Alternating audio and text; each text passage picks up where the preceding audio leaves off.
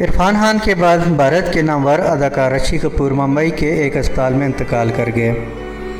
رشی کپور کی عمر 67 سال تھی۔ رشی کپور کو سانس کے مسئلے کے باعث گزشتہ روز سانس کے مسئلے پر اسپتال منتقل کیا گیا۔ رشی کپور کے انتقال کی خبر بھارت کے سپر اسٹار امیتابھ بچن نے اپنے ٹویٹر اکاؤنٹ پر شیئر کی۔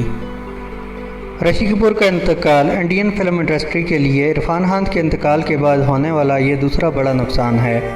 پاکستان کے شہر پشاور سے تعلق رکھنے والے رشی کپور سوشل میڈیا پر کافی سرگرم رہتے ہیں۔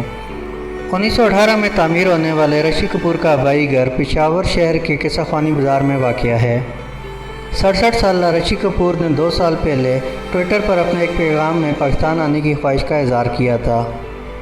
1980 کی دہائی میں بننے والی مشہور فلم ہنا کی شوٹنگ کے سلسلے میں رشی کپور ایک دفعہ پاکستان آ چکے ہیں۔ 2018 میں رشی کپور میں کینسر کی تشخیص ہوئی تھی۔ نیو یارک میں زیر علاج رہنے کے بعد وہ ستمبر 2019 میں بھارت واپس پہنچے تھے۔ کینسر کے علاوہ رشی کپور سانس کے مرض میں بھی مبتلا تھے۔